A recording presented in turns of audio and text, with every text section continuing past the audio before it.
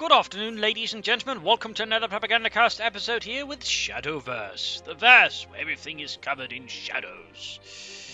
That doesn't make any sense.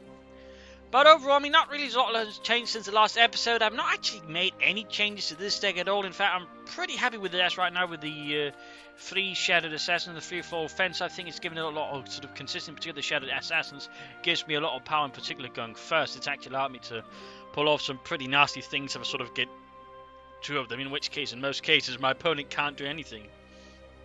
Especially the Runecraft decks, like Daria or D-Shift, suddenly struggle a lot more when I can just hide away my followers from them. So in that regard, I'm really starting to like Shadowed Assassin, and I'm not talking about the art, it's more the effect.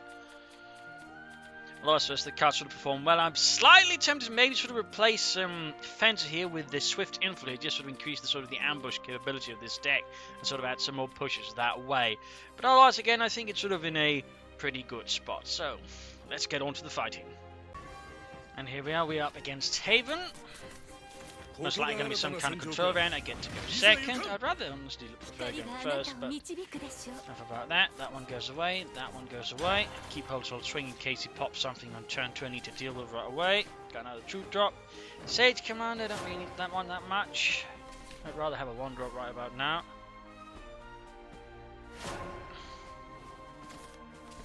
Nothing there, though I did get in range general, but at this rate I won't be able to play him on turn 4 even remotely.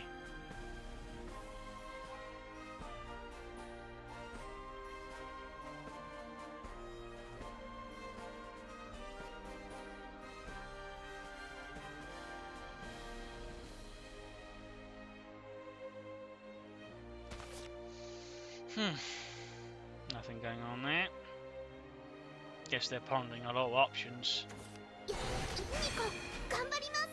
could very well. There's obviously some kind of control, but it could also be Alana, which is sort of control-ish, but rather in a more insidious way, if you will. But that will go. That one is dead.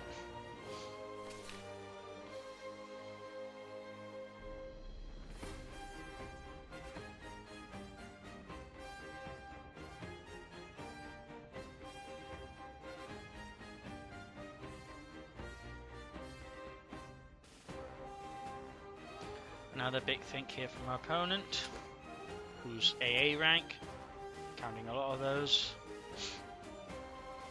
All of a sudden,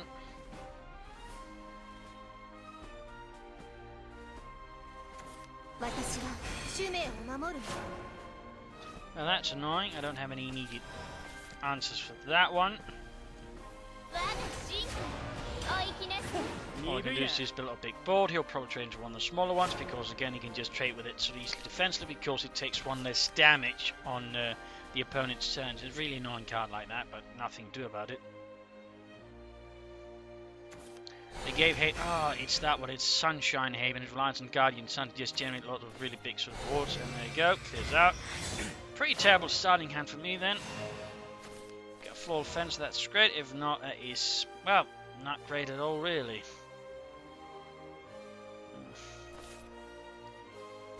is kind of bad, actually. He doesn't have a lot of cards, he hasn't able to draw a lot, so we do have the resources around here to push in theory, but he could easily negate a lot of it very quickly with the right cards. I don't, for example, I got a lot of my commanders, which is not what I need. Too many stage commands and such. Just not doing an awful lot of favours here.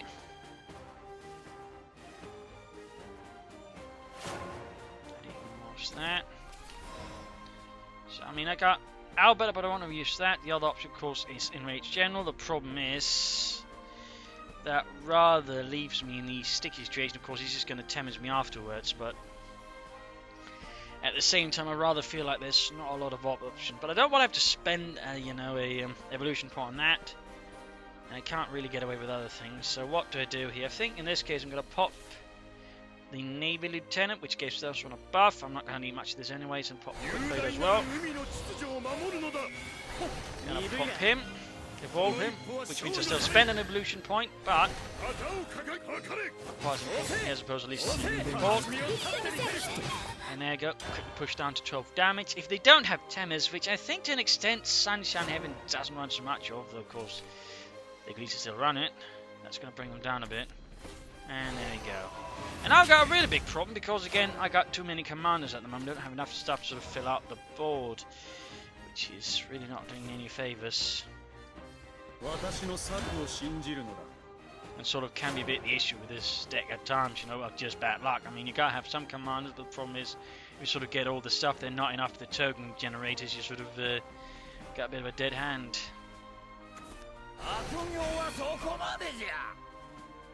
He's just there in the way.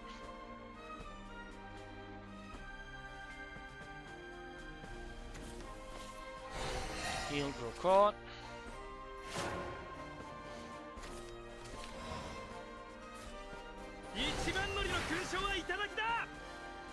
Guess I have to push through. Oh, they don't have another Themis. So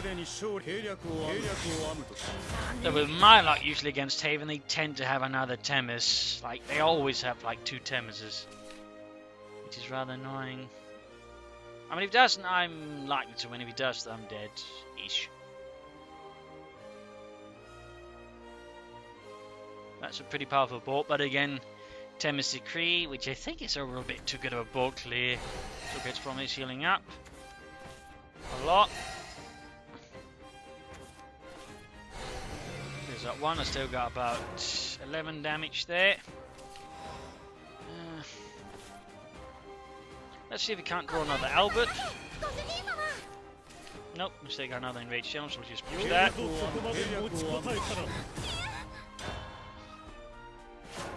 Which pretty much means unless he tempts us, and if he doesn't have anything sort of really to play out next turn that can sort of ward off.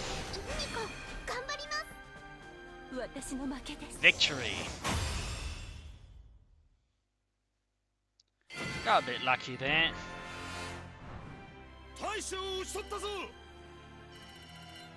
Got a bit lucky. And Runecraft. Get to go second. If that star out, that's going to give me a big advantage. I think I'll drop Fencer. Ooh, that one I want. That one I really want. I also want 1 drops and 3 drops.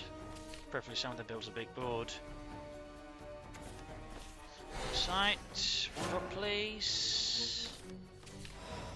It's never a 1 drop, is it?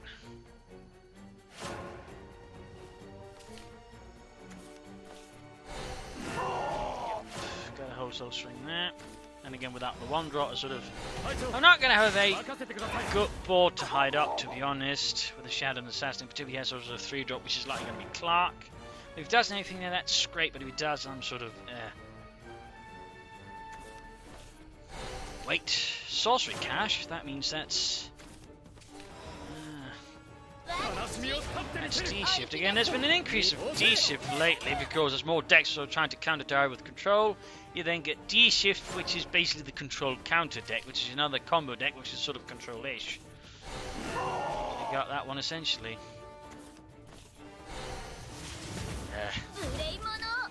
This kind of sucks.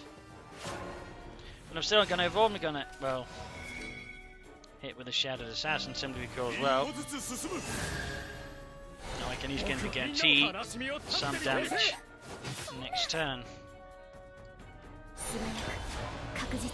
So there we go. I would prefer more, but it's just, you know, again, gotta take what you can get. Yeah, D-Shift is sort of an annoying deck. Some people describe it as playing against someone playing Solitaire. It definitely runs also off this slightly, I would say, not very strong, you know, spell boost mechanic, but it becomes cheaper. Involving Merlin, which stores cards and then spell boost them once you evolve and attack with it. Bit annoying to put it mildly.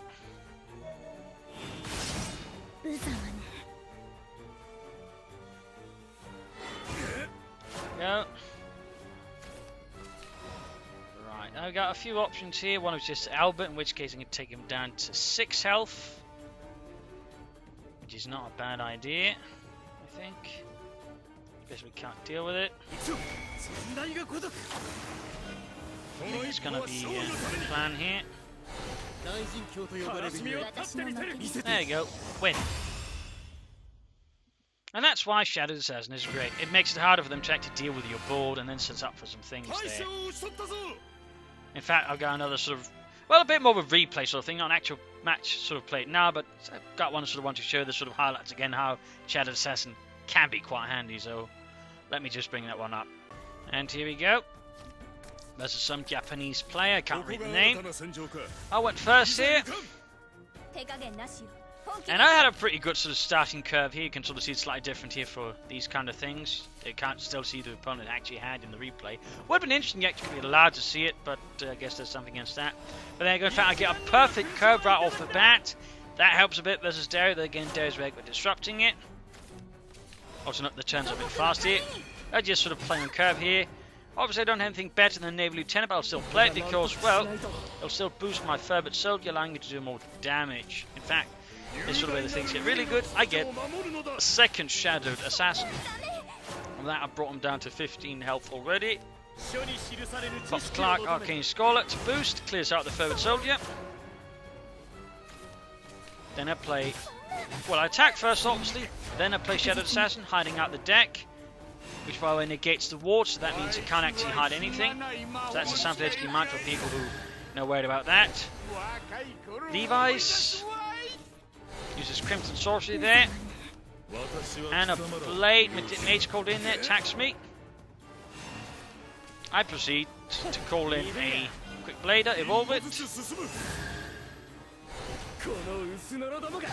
I proceed to do a lot more damage to face. In fact, right there got lethal. And then I hide the lethal with Shadowed Assassin, knowing he needs to then do 16 damage to my face in one turn. There you go, Crimson Sorcery. This time he goes face with it. He Piercing Runes. And this is where it gets fun. Had he actually used that spell on me previously, I would have been dead. I would have been very dead. But because he had used it to clear out my Shadowed Assassin, I won. So in that case, I got a bit lucky. But it sort of also highlights, you know, how potent the Shadowed Assassin can be, simply because it creates a board where normally Dario wants to sort of deal with you, and it can't. Because that's basically what they do. They sort of try and first clear your board and then murder you.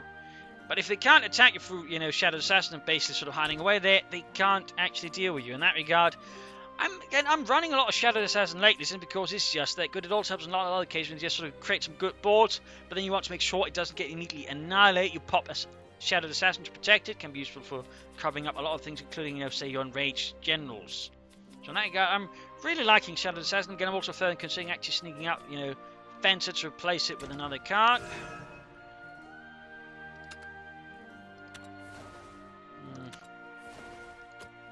That one here, Swift Infiltrator, which by the way looks artistically very silly, but basically sort of gains +1 in ambush when all followers and play, meaning he becomes a 4/2 with ambush if you sort of play it on the right turn, and again sort of follow up on, say, you know, Shadowed Assassin turn. That could be a great way of also just creating a threat that they have to deal with, and again they can't.